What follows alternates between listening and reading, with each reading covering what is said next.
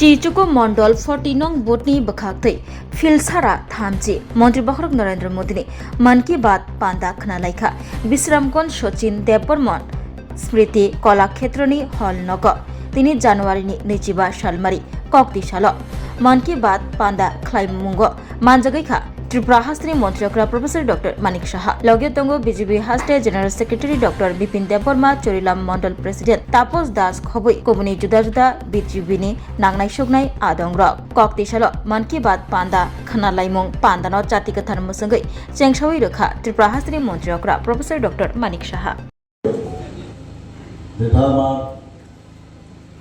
পূর্ববর্তী বক্তা এখানে যিনি মন্ডল সভাপতি তাপস দাস মহোদয় এইভাবেই করতে হয়। যত বাধা আসবে তত বেশি কিন্তু ভারতীয় জনতা পার্টি আরো বেশি শক্তিশালী হবে।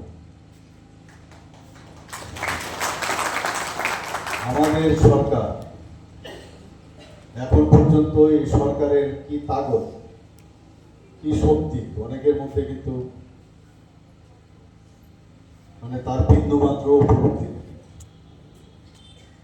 আমরা সবার সাথে ভালোভাবে থাকতে চাই, ভালোভাবে কথা বলতে চাই। যারা কোনো সময় আন্ডারগ্রাউন্ডে ছিল তাদেরকে আমরা সার্ফেসে নিয়ে আসার ব্যবস্থা করেছি, কিন্তু সেই সার্ভিসে আসার পর যে মানসিকতা সে একই রয়ে। আমি তাদেরকে বলবো যে বেশি চালাকি যেন না করে। আমরা এখনো কিন্তু ভালোভাবে কথা বলছি। আন্দোলনের নাম দিয়ে রাস্তা বন্ধ করে দেওয়া, আন্দোলনের নাম দিয়ে যেগুলো আগে আন্ডারগ্রাউন্ডে থেকে যে কথাগুলো বলছিল এখন সার্ভিসে এসে তার একটা বিভিন্ন রূপে বিভিন্ন ফর্মে যেহেতু সুযোগ চলে এসছে সেভাবে কথা বলার চেষ্টা করছে। ঠিকভাবে সরকার যদি ধরে কাছে করে থেকে ঢিল মারতে গেলে 10 বার চিন্তা করতে হবে যে আমি কোন জায়গায় আমি আছি। কাজে বন্ধু সাবধান। ক্রাইমের বিরুদ্ধে যারা আওয়াজ না তুলে থাকে, ক্রাইমের বিরুদ্ধে যারা কথা না বলবে, এর থেকে বড় ক্রাইমের কিছু হয়। আমি আপনারা দেখেছেন আসারাম বাড়ির থেকে শুরু হয়েছে, সেখানেও আমাদের 4-5 জন কার্যকর্তা, আমাদের জনজাতি বন্ধুরা সেখানে প্রধানমন্ত্রীর কার্যক্রম দেখছে। এদের দোষ কি না? প্রধানমন্ত্রীর কার্যক্রম ওনারা দেখতে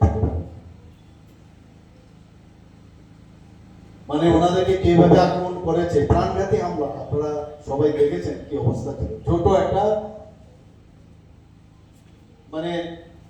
মোবাইলের মধ্যে মাননীয় প্রধানমন্ত্রী সেই মন কি বাত অনুষ্ঠান দিচ্ছে। এই হচ্ছে অপরাধ, যে না ভয়। এইভাবে যদি মাননীয় প্রধানমন্ত্রীজি ভারতীয় জনতা পার্টি যদি সমস্ত জায়গায় ঢুকে যায় তাহলে তো সামনে আমাদের যে দোকানদারি সেটা তো বন্ধ হয়ে যাবে। তো আগের থেকে নির্দেশ, কোথাও কিছু করতে দেবে না। আর মিথ্যা কথা বলা, আগে তো কমিউনিস্টরা মিথ্যা কথা বলতো, একই কায়দায় গোয়েবেল শেখাতে এখনো তারা মিথ্যা কথা বলে। যখন অ্যারেস্ট করা হলো, আগে তো এইসব করতো, অ্যারেস্ট হতো না, এর জন্য এদের বারবার। এখন কিন্তু অ্যারেস্ট হচ্ছে, আইনের শাসনে চলে আসছে সব। যখন জিজ্ঞেস করা হলো যে কেন ওদেরকে আপনারা আক্রমণ করবেন, বলে আমরা করিনি তো। আপনারা করেনি তো কে করেছে? বলে কমিউনিস্ট, সিপিএম। ভালো কথা। অ্যারেস্ট করার পরে আবার থানার মধ্যে গিয়ে বলছে আমাদের লোককে ছাড়তে হবে, আমাদের লোককে ছাড়তে হবে। এটা কোন ধরনের নাটক? এক একবার এক এক রকম কথা বলে। আর আমরাও ঠিক করে নিয়েছি যে কোনো অবস্থায় আমরা জনজাতি হোক, জাতি হোক, মাইনরিটি হোক, মণিপুরি হোক, সবাইকে নিয়ে আমরা ত্রিপুরাতে এই থানসা নাম দিয়ে যে বিভ্রান্ত সৃষ্টি করছে, এই গণতান্ত্রিক রাজ্যে এখন আর রাজতন্ত্র নেই, আর গণতন্ত্র রাজ্যে গণতন্ত্রই চলে, এখন আর রাজতন্ত্র চলে। এর কাছে আমাদের যেতে হবে, তোমার জন্য পার্টি খারাপ হোক সেটা কিন্তু কোনো অবস্থায় বরদাস্ত হবে, কোনোদিন আমরা কল্পনা করি। হয়তো একটু সময় লাগবে, বিভিন্ন জায়গা থেকে বিভিন্ন খবর আসে, তাহলে ব্যতিক্রম কি রইল? কমিউনিস্টদের সাথে আর কংগ্রেসদের সাথে পার্টি উইথ ডিফারেন্স, মুখে বললাম তো কাজের বেলায় অষ্টরম বাদ, লাভের লাভ কি হবে? আমরা বলছি নতুন ত্রিপুরা একটা করতে চাই, নতুন ত্রিপুরা কিভাবে হবে?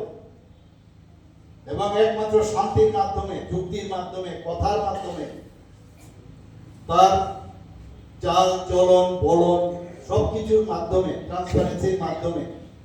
আজকে সারা পৃথিবীর মধ্যে যদি সর্বশ্রেষ্ঠ কেউ নেতা থাকে তার নাম হচ্ছে আমাদের যশস্বী প্রধানমন্ত্রী নরেন্দ্র মোদীজি। সে কি কাউকে মানে মেরেছে? কিন্তু আঘাত করলে তার প্রত্যুত্তর কিন্তু প্রপারলি দিয়েছে। আমরা কিছুদিন আগে দেখলাম অপারেশন